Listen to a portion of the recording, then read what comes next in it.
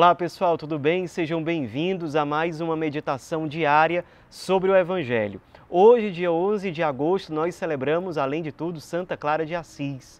E o Evangelho desse dia está em Mateus, capítulo 18, versículos de 1 a 5, versículo 10 e versículos de 12 a 14.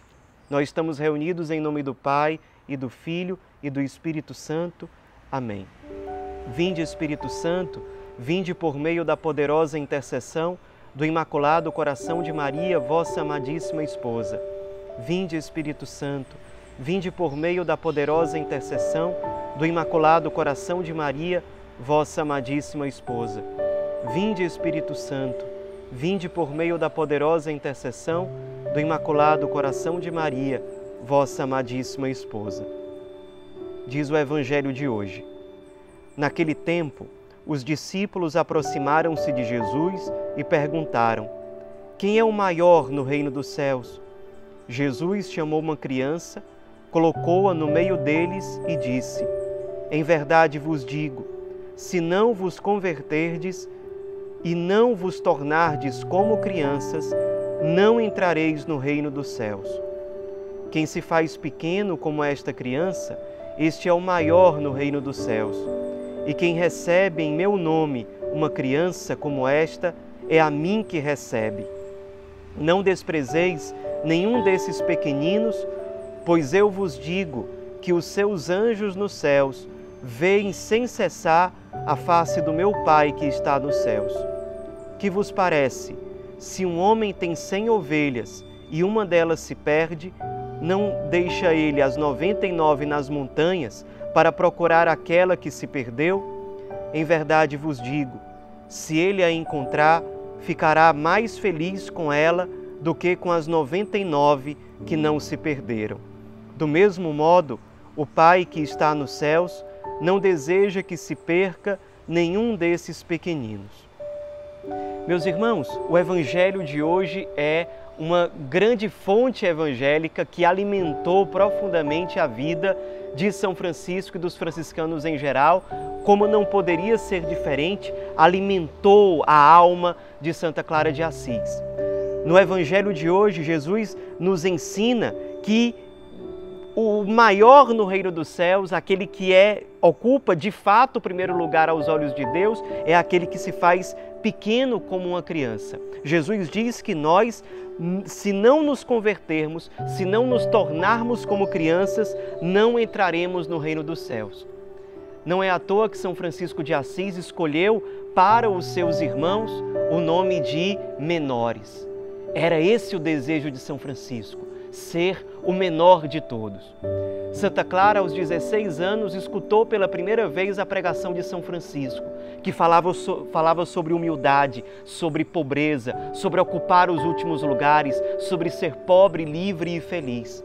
Aquilo tocou o coração daquela jovem que era de família rica e ela, mesmo assim, mesmo tendo um futuro glorioso aos olhos dos homens, ela deixou tudo isso para buscar um tesouro muito mais precioso. Santa Clara de Assis quis, a partir do contato com a vida daquele santo homem que se tornou seu pai espiritual, ela quis ser a menor de todas. Ela quis ocupar os últimos lugares. Ela foi o grande instrumento que Deus e São Francisco utilizaram para começar a ordem segunda franciscana. As clarissas, aquelas que eram chamadas a viver o carisma franciscano numa vida de clausura, de profunda oração e de união esponsal com o Cristo pobre. Era isso que Santa Clara de Assis se sentia chamada a viver.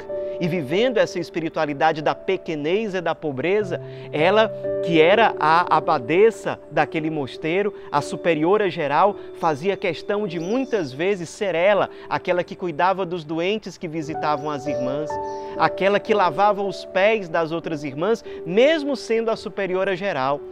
É aquela que na sua pequenez, na sua pobreza, no seu consumir-se, nos ensina o que é verdadeiramente o tesouro mais precioso.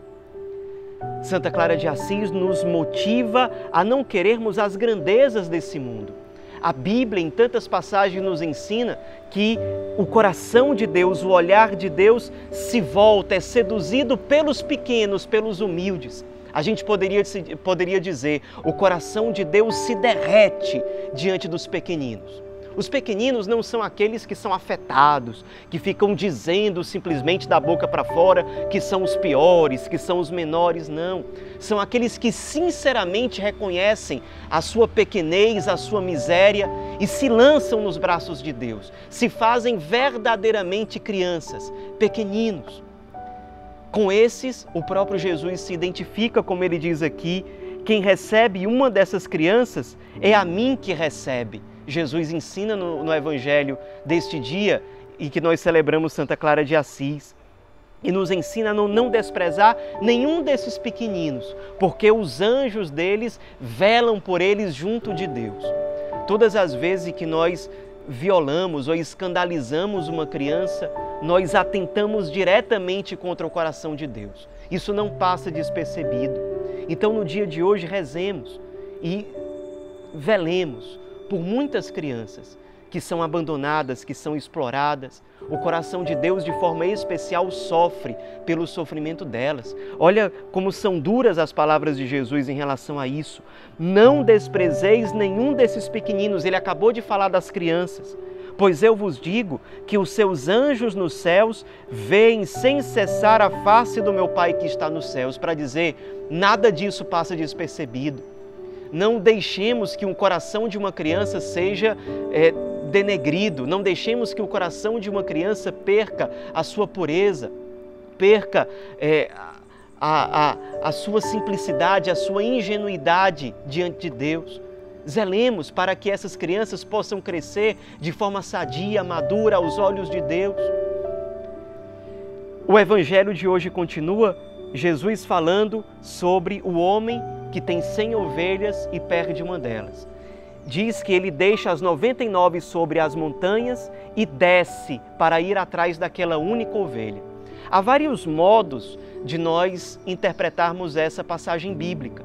Uma que nós aprendemos com os padres da igreja é que eles dizem que essas 99 ovelhas representam as multidões de seres celestiais, os anjos, os arcanjos, os serafins, etc., que ficam nos céus enquanto que Jesus desce a montanha, entre aspas, para ir ao encontro da ovelha perdida, que representa, segundo esses padres da igreja, todo o gênero humano. Ou seja, Jesus deixa o seu reinado celeste, onde ele está próximo dos santos anjos, e desce as montanhas para ir atrás do gênero humano. É exatamente por isso que ele se encarna. É o coração de pastor que o Cristo tem. Ele não teme em descer, ele desce para ir ao nosso encontro e nos ensina a ter um coração de pastor como o dele.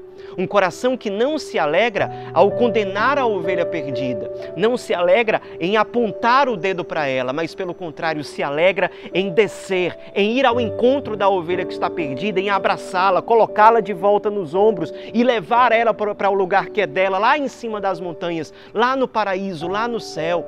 Um pastor que não tem receio de se ferir no meio do caminho, da fome que ele vai sentir, da sede que ele vai sentir, das perseguições que ele vai sofrer, para ir ao encontro daquela ovelha perdida. É assim o coração de Jesus, bom pastor. Ele deixa as alturas da sua majestade, por meio da sua encarnação, ele desce para vir ao nosso encontro, ao encontro do gênero humano que está perdido por causa do pecado. Ele não se alegra em nos condenar.